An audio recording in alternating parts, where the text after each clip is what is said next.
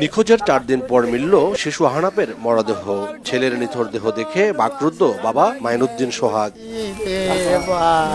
গত 8 তারিখ ফেনী শহরের নিজ বাসা থেকে কোচিং এর উদ্দেশ্যে বের হয় আহনাফ। বাসায় না ফেরায় 9 তারিখ মডেল থানায় মামলা করেন তার বাবা। পরদিন অচেনা নম্বর থেকে ফোন দিয়ে দাবি করা হয় মুক্তিপণ।